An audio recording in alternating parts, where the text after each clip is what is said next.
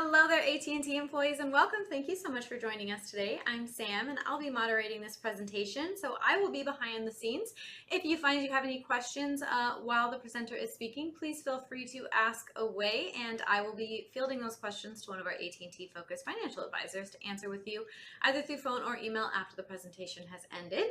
Today we're going to be hearing from Wesley Boudreau, one of our financial advisors here, and Wesley's going to be speaking to you about how to adequately monitor your 401k in such a volatile market. I apologize in advance if he does not get to any of your questions live today. I will make sure someone else reaches out to you afterward, as I mentioned before. He will have some time to answer questions, but it won't be all of the questions, so I apologize in advance for that. You will see some links popping up above Wesley's head here. Those are going to be from me as well. They will guide you to our calendar where you can book an appointment with one of our AT&T focused financial advisors. You can use that appointment time. It is a free 15-minute block of time. You can speak to one of our AT&T advisors about your retirement plan, get started or updated, or answer any questions or cover any concerns you may have about retiring from AT&T. We'd be honored to help you with any of that. And lastly, please consider following our LinkedIn, which will also get linked throughout the webinar. You can also follow us on YouTube. We post tons and tons of AT&T related content each week, so we really think you'd get some value out of it if you considered giving us a follow. And if you do, thank you so much in advance. And lastly, but most importantly, please be reminded, we are not AT&T. We are not affiliated nor endorsed with AT&T. We are a completely independent group of financial advisors here, so please keep that in mind as you are listening along today. And without further ado, let's jump right into it with Wesley Boudreau.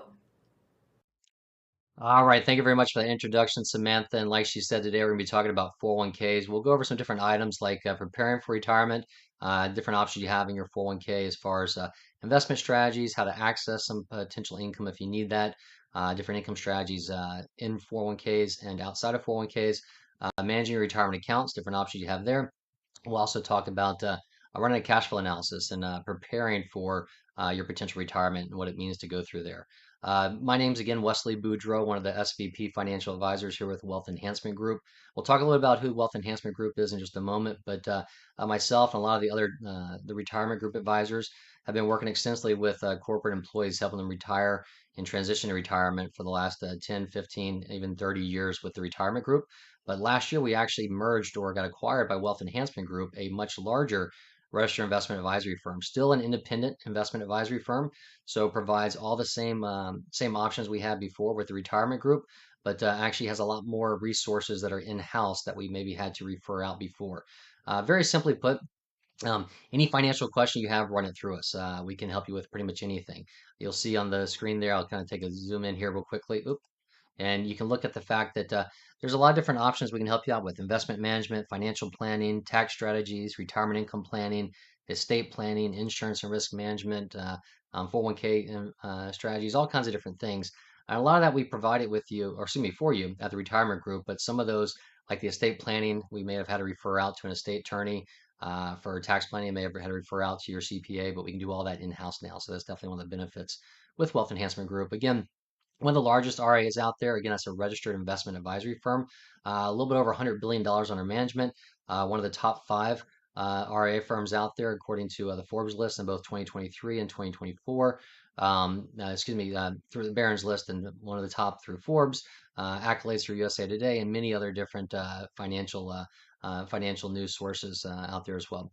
We do have offices throughout the country, so rest assured if you need to sit down with somebody face to face, we can likely accommodate that.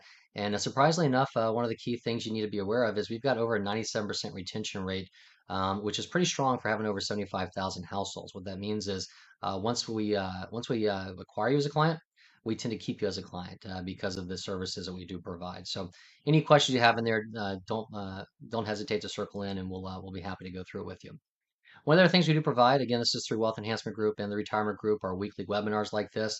Here's a couple of topics we do go over, but there's obviously a lot more we cover as well. You can always, at the end, I'll give you a QR code. You can always follow us on LinkedIn if you want to get updates on future ones, but different things like Social Security planning, planning for retirement healthcare. That's a big strategy as a lot of individuals transition from the workforce into retirement. I talk about tax reduction and estate planning options. That's obviously something that's very important to a lot of individuals. We do charitable giving webinars, retirement income planning analysis, definitely a very important one, and pension topics and going over that with a lot of our different individual companies. So again, the retirement group's been working for 30 years with a lot of different companies.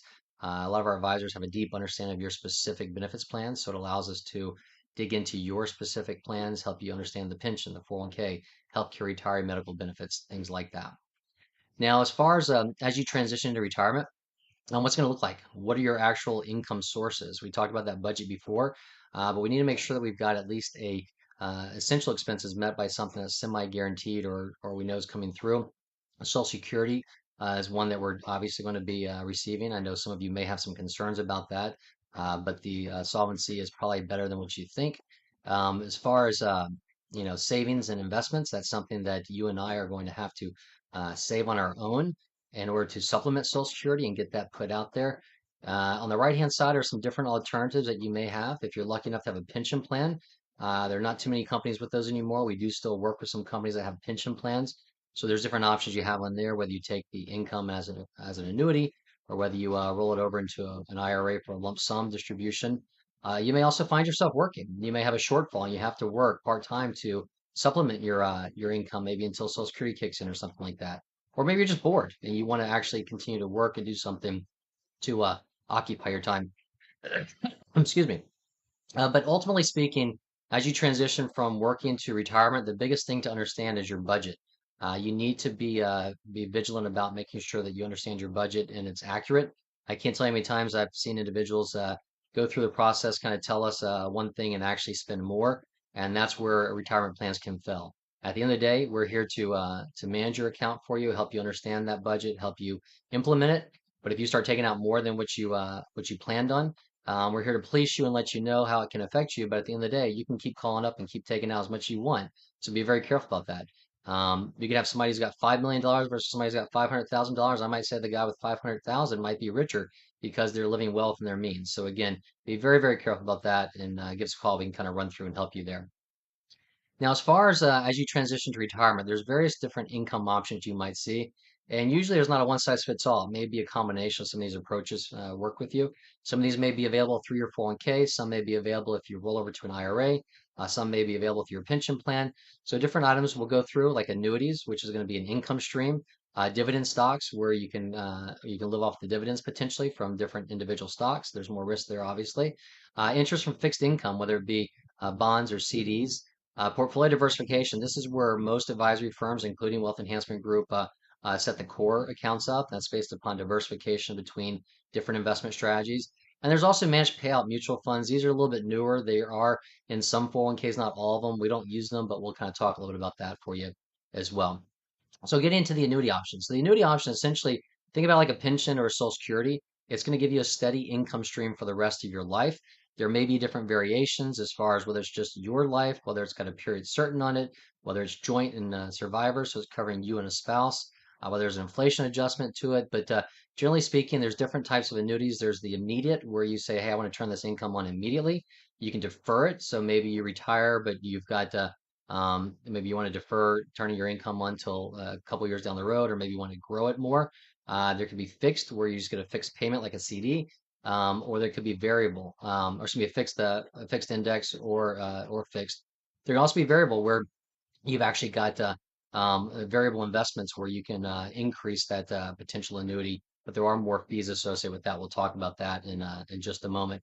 The downside, a lot of times with the pension plan annuities through your company are if you don't set up appropriately, if you pass away, that may be the end of it. There may not be any more distributions going out to your beneficiaries, so you need to be very careful about that. A lot of times we can look at an alternate option of taking a lump sum and doing a private annuity so you have more beneficiary continuation beyond just your spouse as well. So single premium, immediate, and deferred annuities. Let's kind of get into there. So it's secure. It provides you with guaranteed monthly payments for the rest of your life. Again, there are some different drawbacks. We talked about that income annuity. It means losing control. So let's say you turn over $500,000 to get, let's say $4,000 a month for the rest of your life. That's done. You're not going to see that 500,000 again. It's all up to the insurance company to keep paying that to you. And that $4,000 is not going to go as far in the future because again, you've got inflationary situations. But again, everybody's different. I've actually got one client who's about to turn 90, who's still continues to thank me for just a simple immediate annuity we did about 20 years ago because we ran through the situation. We knew kind of his spending issues, and we wanted to make sure some of the essential expenses were met, so he didn't take any undue risk. And he's continued to thank me forever, even though we may have been better off investing that and growing it. But again, it created a poor source of income for them. So the annuities may limit your inheritance for your heirs, like I mentioned, especially if it's beyond just a spousal benefit. That's where a lot of times the private annuities can be more beneficial. You get a cash refund or different continuation options for spouses and non-spouses. And you can also look at inflation adjustment. It'll have a lower starting point, but it can grow over time with inflation. So that way you're not losing that purchasing power over time. Now, as far as fixed index annuities and variable annuities, this is more of an aspect of, hey, I want that potential income on there, but I also want to invest the assets and maybe grow it. So very simply put, fixed index annuities are going to be safer, lower return. Variable annuities are going to be more aggressive, have higher potential return, but also have some losses potential in there, and it's going to be more costly. So a fixed index annuity, essentially what's going to happen is the insurance company is going to tell you, hey, you're going to get either 0% growth or whatever the market does up to the different caps and limitations we put on there. So they can actually adjust those. That's why a lot of times that overall growth is not as extensive, but you do know you're not going to see your account go down. And a lot of times they may have there may be no cost for that unless you're turning on the income. And they've got very high income rates that may be even better than an immediate annuity. So it's really definitely worth comparing. There also may be long-term care benefit options, things like that. On the variable annuity side, you're able to actually invest your assets into different mutual funds like you would a 401k plan. So theoretically, if the market does well and your investments do well, you could increase your income payments or increase your balance over time because of that. But there are higher fees, so there is a little bit of a drag on there. So it's very important to kind of look at these side by side. If you have any questions, let us know. We can dig into that for you. Now, as far as interest and dividends, we talked about again before. You may invest in different stocks. You may have a company stock, maybe it's Exxon, Chevron, AT&T, whatever it may be, and they're paying a dividend on there. And you may say, "Hey, I just want to keep I want to keep my 401k where it is and collect the dividends. That's doing something for me." Then I may or may not have appreciation of that stock. So you could have the best case scenario is that stock keeps growing and it keeps paying dividends, so you're doing well. Worst case scenario, that you still get the dividends, but the stock declines, so they kind of wash themselves out. A lot of times you want to make sure you diversify the portfolio. You can't have all your eggs in one basket and all just in one stock. So that's important to review that as well. A lot of times those are built into a diversified portfolio. You also may have different fixed income instruments like bonds or CDs, money markets that are paying interest. That interest, depending upon the way it's structured, is typically going to be taxable. Again, if you're talking about a 401k or an IRA, that doesn't really matter because there's no taxes because it's tax deferred until you physically take that money out. So it can grow. The interest payments are not going to affect you tax wise. It's only going to be when you take those withdrawals from there. And then again, keep in mind dividends are never guaranteed. We can see companies drop or reduce or eliminate their dividends. And then the interest, like we said, is often taxable on the other options. So in a taxable account, it becomes an issue where you may want to look at municipals and things like that to reduce or avoid taxes. Total return investing. This is really kind of what Wealth Enhancement Group and most advisory firms are going to focus on with you. That's going to be kind of going through a cash flow analysis, figuring out what you need to achieve to meet your goals, and then backing into a diversified approach in order to do that. And usually that's going to be a diversified approach using stocks, bonds, CDs, mutual funds, ETFs, maybe alternatives, things like that, and set that up to generate a specific yield for you, so you can take that out year by year for your retirement expenses. But again, retirees will tend to either construct this on their own or work with a Wealth Enhancement Group or another company like us. It does allow for flexible withdrawals because you can stop, start, take out whatever you want. You can update your tax withholding if you want as well, so it's more flexible than what a 401k is usually. But again, there also comes that risk. If you become too aggressive, and we go back, we have a 2008 to 2009, you could lose a large chunk of that portfolio. And if you don't stay the course and you have knee-jerk reactions, you can start trading it, and you can be on the opposite side of it where you're actually over trading it, and you may see a drop in the market, you may go to cash, and you may miss the rebound. So there's a lot of different things to be aware of there, and we'll be happy to kind of run through those different options with you. As far as Managed payout funds, like I said, these are kind of newer. Really think about it like a diversified portfolio, but a mutual fund doing it for you. So it'll be a fund, kind of like the age-based funds will be diversified between stocks, bonds, money market CDs, things like that. But instead of a focus on how far out from retirement you are, it may be a focus on generating a 4 or 5% payout rate or something like that. So again, not many people use them. Some 401ks have them. If you come across or have questions, let us know. But typically speaking, just like the age-based funds, if you're retired and you have an IRA, there's a lot more beneficial options by working with an advisory firm and structuring something specific to you and not just these cookie cutter approaches there.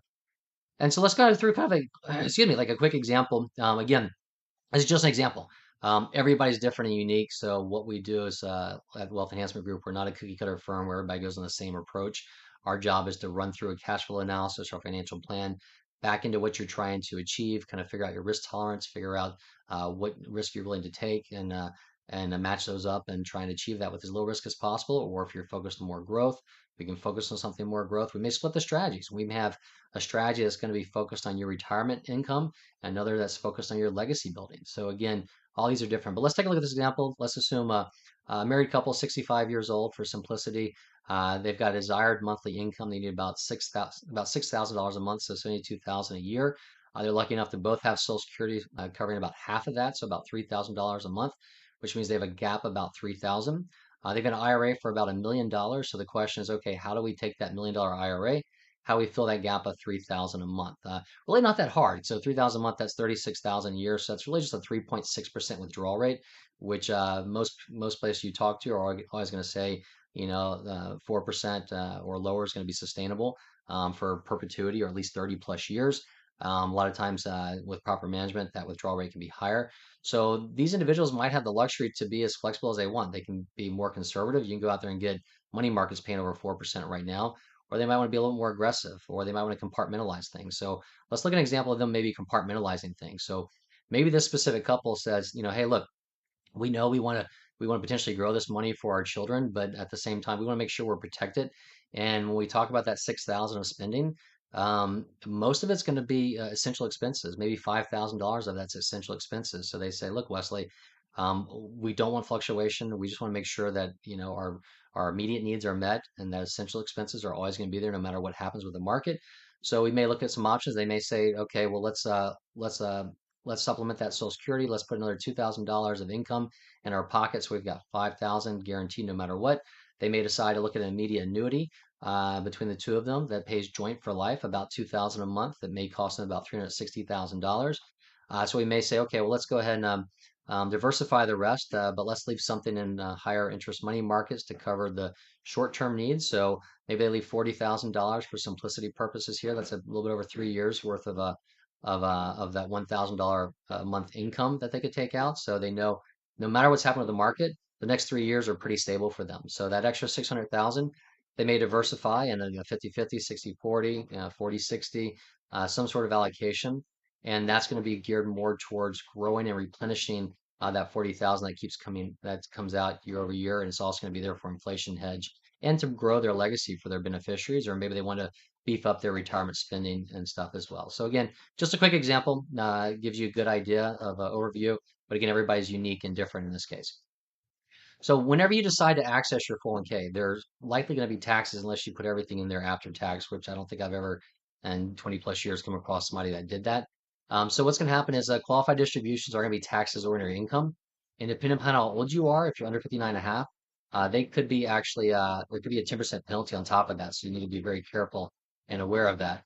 Also, after-tax contributions, you're not going to pay taxes on the cost basis there, but the growth in there would be taxable once you decide to take that out. And you may have Roth 401k contributions. These are more recently started, but those are going to be the contributions plus the growth is going to be tax-free. So again, very important to kind of understand all these options and go through there, especially if you've got a couple more years or more for retirement. We can run through and help you plan the best strategy for saving. As far as once you do retire, it tends to be that I'd say 85, 90% of people tend to roll over to an IRA because there's a lot more investment choices, more flexibility on the investments, more flexibility on the tax withholding should you need to start accessing it, more flexibility on withdrawal strategies, things of that nature. So a lot of times you may want to consider looking at rolling that 401k to an IRA. There are other options where you may want to say, hey, let's keep it in that 401k because maybe there's an age 55 rule applying to you. Maybe you got some specific mutual funds there you like that aren't available outside. Maybe you got that low cost, or maybe it's like that simple set it, forget it, and you're a DIY person. But traditional IRAs, again, are going to be tax deferred. You pay taxes at the end of the once you start taking those withdrawals from there, just like you would the 401k. Roth IRAs are going to be tax-free growth where you're not going to have to pay tax on there as long as it's been there for at least 5 years and over 59 and a half. So again, strategies to be aware of on there. We also get into Roth conversions where we can take money from a 401k or IRA, convert it year by year into a Roth IRA. So now it starts to grow tax-free and minimizes your future RMD you may need to take out in the future, which in this case is going to be either 73 or 75 for most of us nowadays. So the requirement minimum distribution we just talked about is once you start getting a little bit older, the IRS comes knocking on the door and says, "Hey, look, we want to get our taxes, so we need are going to force you to start taking withdrawals." Good news is it used to be 70 and a half. They bumped it up to 72, then they bumped it to 73. Now they're bumping to 75. So they are extending that. But essentially, if you're born in the 50s, once you turn 73, you need to start that RMD. If you're born in 1960 or later, it's not going to be until age 75. You can withdraw more than that, but you cannot withdraw less than that. If you forget or withdraw less, they can come back and penalize you. So it's very important to understand this. And there are different ways if you don't need that where you can do qualified charitable distributions and things like that. We can get into with you one-on-one there as well. So this table, a lot of people ask me, well, how much do I have to take out, Wesley? There's a very busy table here, but very simply put, once you start taking that RMD, it's roughly about 4% when you start it, and then by the time you get to about 80, it's about 5% or so. You can see the divisors here. So somebody is 73, it's 24.7. So you take 100 divided by 24.7, it's a little bit over 4%. Out at 80, it's going to be closer to about 5%. And if you're lucky enough to make it to 100, it's closer to about 15%. And if you make it to 115, you got to take out about half of your portfolio at that point in time. So the goal is to kind of wind it down over time so the IRS can tax you on that and get that out of there. As far as the all this kind of tying together, like I mentioned before, the best strategy is to run a financial plan or a cash flow analysis, however you want to call it. Right now, about three-fourths of Americans over 50 don't have a written plan.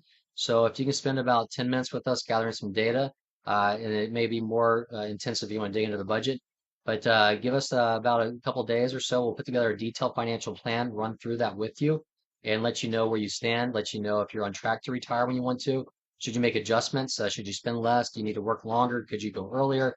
And we may run variations to show you different options on the pension or 401k there as well.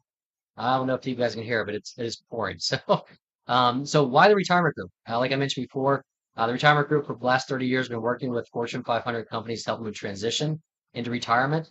We've been working with a lot of different individual companies, so it allows our advisors to have a deeper understanding of your specific benefits plans inside and out, whether it be the 401k, healthcare, retirement, medical benefits, pension plan, life insurance continuation, things like that. We have offices throughout the country, and now with Wealth Enhancement Group, we have a lot more offices. And again, we've got that complementary cash flow analysis. I can't change the rain, so we'll have to kind of push through this. Hoping you can hear me. I'll talk a little bit louder in this case. We're going to wrap this up. I do see some questions come through, so hopefully you'll be able to hear that. If you want to schedule a meeting with us, go ahead and use the QR code right here. And you can get into our appointments and set an appointment with myself or one of the other advisors. If you want to follow us on LinkedIn, there's a LinkedIn code here. So you get into our LinkedIn account, we'll follow along there as well. And with that, the two questions that I had here. One is, what if I'm not 59 and a half yet? Is there any way to avoid the 10% penalty? So I kind of threw out there that age 55 for a second. What's going to happen is if you're over 55 or the year you turn 55 or later when you leave your 401k plan, but you're not yet 59 and a half, you can take a withdrawal from there without that 10% penalty. Otherwise, if it's like a first-time home purchase or qualified educational expenses, some medical expenses, you can avoid it there as well. If you're in an IRA, you can do what's called a 72T, which is a substantial and equal payment. So you can set up different payment plans so that you get a certain amount each year for the next 5 years or until you turn 59 and a half, whichever is longer. That's a way to avoid that penalty as well. And with that, I'm going to wrap that up because this rain just, I think this is kind of killing us. I'll circle back to these questions that we missed here as well. But I hope everybody has a great day, and we hope you can just call. It's 800-900-5867. Thank you.